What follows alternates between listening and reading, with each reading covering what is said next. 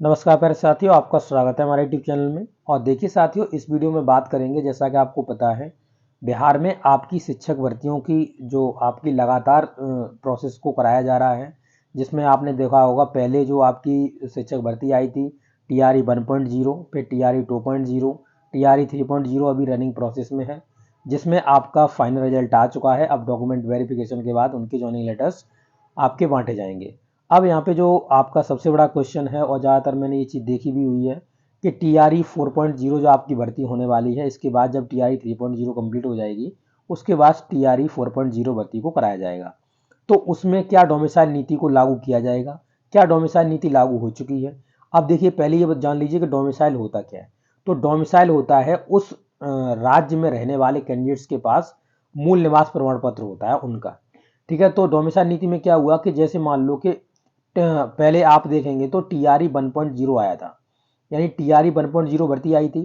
और इसमें डोमिसाइल नीति के जो पहले शुरुआत में जो जानकारी मिली थी, उसमें कहा गया था कि जो कैंडिडेट्स हैं वही फॉर्म भर पाएंगे जो भारत के नागरिक हों और बिहार के मूल निवासी हों। तो उन्होंने वहाँ पे डोमिसाइल नीति को लागू किया हुआ था। परंतु आपने देखा होगा, जब ये भर्ती आई थी तब लोकसभा इलेक्शन थे, और लोकसभा इलेक्शन थे तो सरकार ने इसका लाभ उठाने के लिए यहाँ से डोमिसाइल नीति को रिमूव कर दिया, डोमिसाइल नीति को हटा दिया, और कह दिया कि सभी राज्यों के कैंडिडेट्स यहाँ पे फॉर्म डाल सकते हैं। ठीक है, अब देखिए डोमिसाइल नीति लागू होने से नुकसान क्या होता है। तो नुकसान केवल इतना होता है, जैसे मान लो कि यहाँ पे 100 जगह आ गई, ठीक है, 100 जगह किसी राज्य में निकाली गई। अब यहाँ पे जो UR कैंडिडेट्स है, ठीक है, जो अनरिजर्व कैंडिडेट्स है, उसकी मान लीजिए 50% सीटें हैं, तो मतलब 50 सीटें उसकी हैं। और जो 50 सीटें होंगी वो आपकी रिजर्व कैटेगरी की होंगी। रिजर्व कैटेगरी में आप देख सकते हो SC ST OBC, इस तरीके से जितनी उसमें राज्य में कैटेगरीज हैं, उसके हिसाब से आपकी बटी होती हैं। ठीक है, अब यहाँ पे जो 50 सीटें आई UR में, तो UR में अन्य राज्य के कैंडिडेट्स यहाँ पे फॉर्म डाल सकते हैं। ऐसा आप मोस्टली राज्यों में देखेंगे तो वहां पर ऐसा नियम बना हुआ है। ठीक है, तो 50% में यहाँ पे, अब ऐसा मत सोचिएगा कि सब अन्य राज्य के कैंडिडेट्स में इसमें घुस जाएंगे। इसमें क्या है, इसमें देखिए बिहार के जो आपके जो रिजर्व कैटेगरी के कैंडिडेट्स हैं, अगर ये रिजर्व कैटेगरी के जो कैंडिडेट्स हैं अगर क्वालिफाई करते हैं रिजर्व अनरिजर्व कैटेगरी की मतलब कट ऑफ को, तो ये इसमें डाल दिए जाएंगे। ठीक है, इसमें ही अदर स्टेट के कैंडिडेट्स भी इसमें ही आएंगे अगर वो रिजर्व अनरिजर्व कैटेगरी की कट ऑफ को क्वालिफाई करते हैं। ठीक है, और बिहार के भी इसी में आएंगे, मान लो जो अनरिजर्व वाले कैंडिडेट्स हैं। तो ये जो क्या होता है, ये सीटें जो होती हैं वो अदर स्टेट के कैंडिडेट्स भरते हैं, उस स्टेट के कैंडिडेट्स भरते हैं जो UR के होते हैं अनरिजर्व कैटेगरी के, और जो आपके कैटेगरी से होते हैं जो UR की कट ऑफ को क्वालिफाई कर जाते हैं, वो भी इन्हीं सीटों को भरते हैं। तो यहाँ पर सभी राज्यों के लोगों को मौका दिया जाता है। अगर डोमिसाइल नीति लागू नहीं होती है तो इसको हटा दिया जाता है। अब देखिए, जो नागरिकता के कानून है, ये आपको पता होगा कि आर्टिकल, हमारे जो संविधान है उसके आर्टिकल 5 से 11 तक इसके प्रावधान इसमें बताया गया है। तो इसमें कोई भी ऐसा राज्य नहीं है जो कि मतलब किसी को मतलब इस तरीके से कर दे कि मान लो कि उसे फॉर्म न डालने दे, उसमें डोमिसाइल नीति पूरी लागू कर दे। तो ये संविधान का एक तरह से उल्लंघन होता है। ठीक है, क्योंकि नागरिकता के कानून हमेशा केंद्र सरकार बनाती है। ओके, ये चीज समझ में आ गई। अब यहाँ पे देखेंगे तो साथियों, अब देखिए हम यहाँ पे बात करते हैं कि यहाँ पे जो डोमिसाइल नीति थी वो हटा दी गई थी। अब डोमिसाइल नीति ना तो TRE 1.0 में थी, ना TRE 2.0 में थी, ना TRE 3.0 में है, और अब TRE 4.0 है। क्या इसमें डोमिसाइल नीति लागू हो सकती है? तो साथियों देखिए, इसके लिए जो बिहार के मूल निवासी हैं, जो बिहार के रहने वाले कैंडिडेट्स हैं, वो बहुत ज़्यादा प्रयास कर रहे हैं कि आपकी TRE 4.0 में डोमिसाइल नीति को लागू कर दिया जाए। बट अब इसमें जो सरकार है और जो शिक्षा विभाग है, उसका क्या कहना है, उसका क्या मत है? क्या वो जो आपकी डोमिसाइल नीति है उसको लागू करवाना चाह रहे हैं? अगर करवाना चाह रहे हैं तो आप उसका प्रूफ दीजिए, नहीं करवाना चाह रहे हैं तो उसका प्रूफ दीजिए। तो उसी का एक प्रूफ आया हुआ है, उसको मैं दिखा रहा हूँ, उसको मैं आपको समझा रहा हूँ। तो आप भी किसी भी फेक यूट्यूबर्स के चक्कर में मत पड़िएगा, जिसमें आपको रोज बहकाया जाता है कि डोमिसाइल नीति लागू हो गई है, फलाना होगा, ढमका हो गया है। अगर आपको ऑथेंटिक इन्फॉर्मेशन चाहिए तो आप हमारे टेलीग्राम चैनल से जुड़ सकते हैं, आप हमारे यूट्यूब चैनल से जुड़ सकते हैं। सभी आपको इन्फॉर्मेशन यहाँ पे मिलती रहती है टाइम टू टाइम। तो चलिए साथियों, देखते हैं इसमें क्या लिखा हुआ है। देखिए, ये है आपका पूरा, यहाँ पे आप देखेंगे क्वेश्चन पूछा गया था, क्वेश्चन का जो आंसर है वो यहाँ पे आया हुआ है। तो देख सकते हैं यहाँ पे जो शिक्षा 64, यानी कि आपका ये तारांकित प्रश्न है जो पूछा गया है।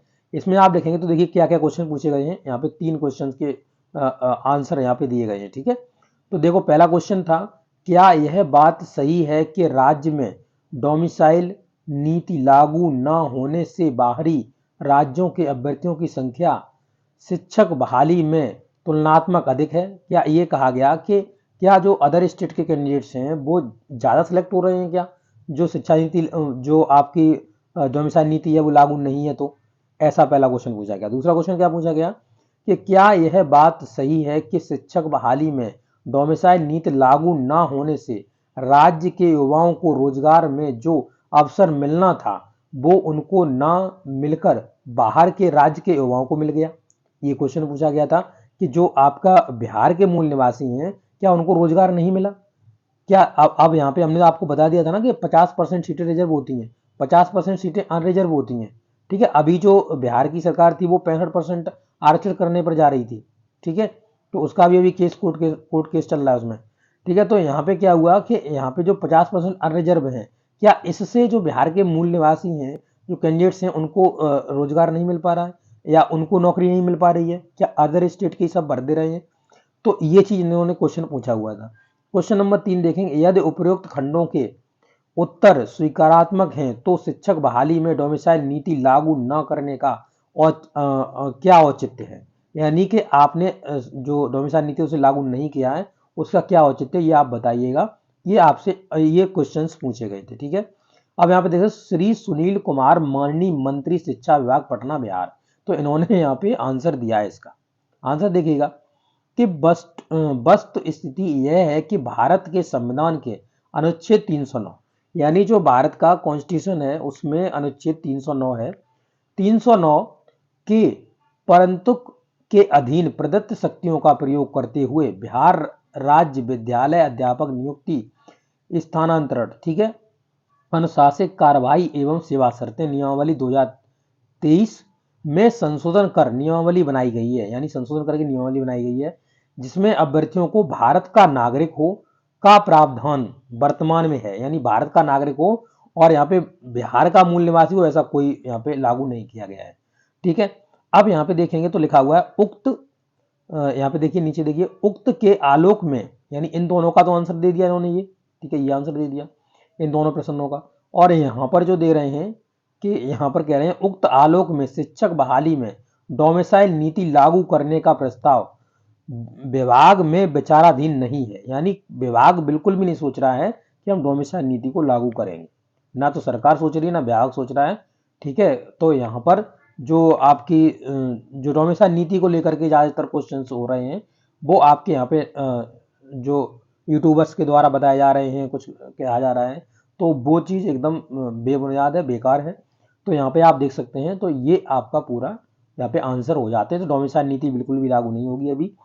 तो यहाँ पे जो TRE 4.0 है, TRE 4.0 आपका, उसमें आप सभी राज्य के जो कैंडिडेट्स हैं वो यहाँ पे फॉर्म डाल पाएंगे और डालने के बाद यहाँ पे अपना सिलेक्शन भी ले सकते हैं।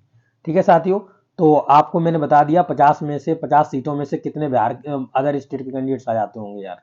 अब वो इसके डाटा अगर रिलीज करते हैं तो डाटा रिलीज करने में आपका पता चल जाएगा अदर स्टेट का कितना हुआ है। तो अभी मेरे पास ऐसा तो कुछ डाटा है नहीं, सर्च करूंगा, अगर ऐसा डाटा मिलता है तो मैं आपको बताऊंगा कितने % लोग सिलेक्ट होते हैं अदर स्टेट से।